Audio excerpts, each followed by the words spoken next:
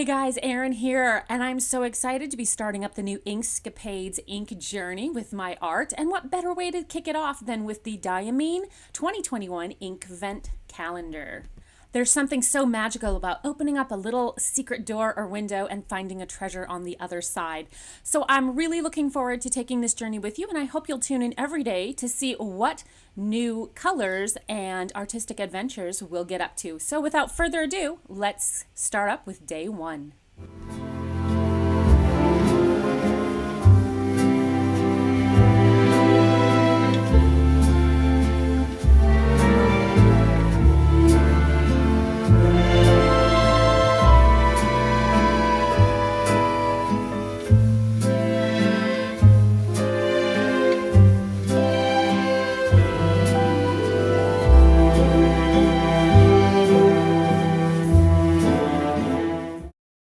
So all of these little 12 ml bottles come super wrapped and secured so the ink doesn't leak out.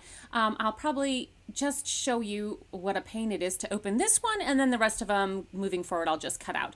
But this one says it is a standard ink, and I've kind of peeked a little bit through the side. It looks maybe a hint of purple. I'm going to shake it up even though it doesn't look like there's any mica or anything in it. So to swatch them out, I got these awesome little ink collection cards, and they're just like a really nice thin paper, and I thought it would be fun to just have them all in one place, and then also to test out the ink on different papers as well.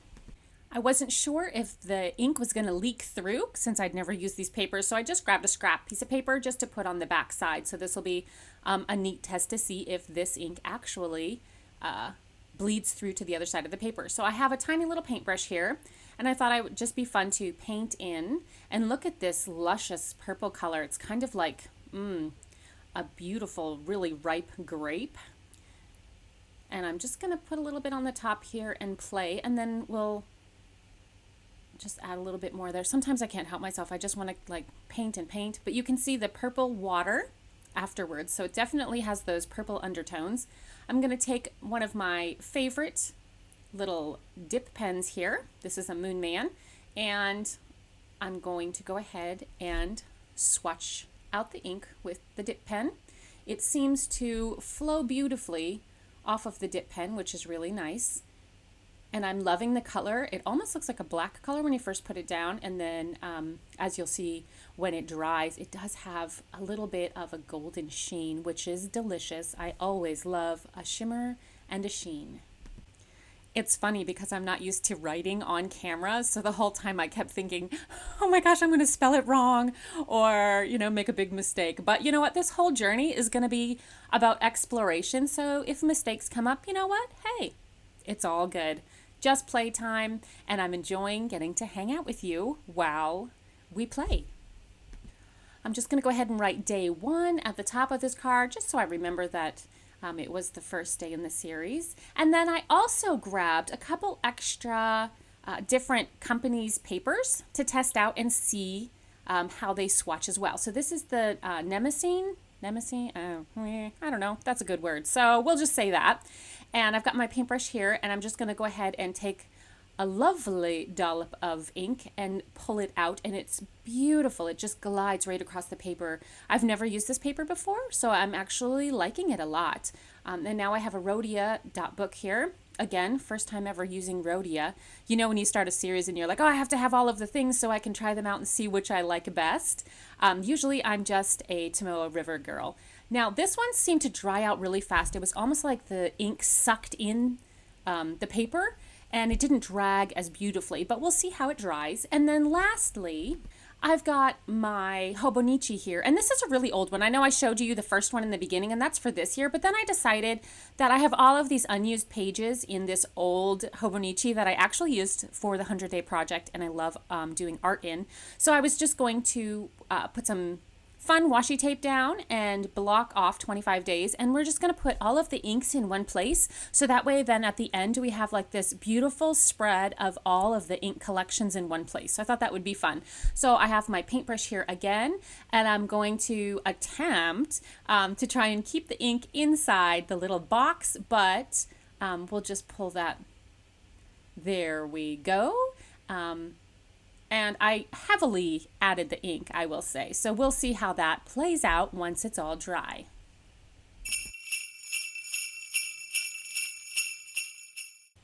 So to begin with, we've got this one, and it almost gave it kind of like a reddish brown sort of tinge to it. It did not bleed through, or really light ghosting too, which I think is wonderful. It has a golden sheen, and then we've got the rhodia, and again, it's a beautiful color. I'd still write with it.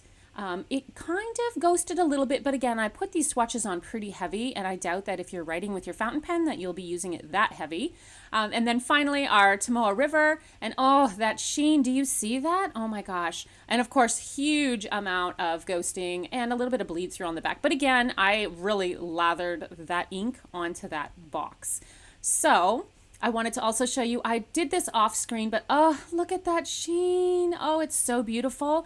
Purple and that golden, maybe kind of bronzy color. Oh, it's just so wonderful together. So here are the three, and you can see that the first two really kind of have more of that purpley color, and then the Nemesine, maybe the paper is a little bit more cream, but it really looked a lot more brownish versus the purple of the other two. Which isn't a total turnoff for me, because if you know, I really love all things. I am not picky. So now I have my little journal, but before we get to that, I wanted to show you the chromatography. So you can see the purple and then see the bits of yellow in there, and that yellow and the purple together, that's where we're going to get kind of that brownish tone in the paint. But I'm really looking forward to playing with that color and see if we can pull those colors out. So now I made this little journal. And as an art journaler, we all know how much fun it is to make the journals, but sometimes how hard it is to finish it. So I'm really looking forward to actually finishing, start to finish this journal. So I'm working on the Fabriano hot press watercolor paper. It's 140 pound. And I thought that would be a beautiful paper, since it's 100% cotton, to really showcase the inks. So we shall see how it plays out. I'm just going to put some washi tape around the border here, so we have a nice white edge when we're done. I really don't know how this is going to turn out. It may just be a bunch of blobs of ink on a page, but we're just going to play with it and see what happens. I've got my little vintage inkwell here. I'm going to water up the page. I'll throw on some music and check back with you at the end.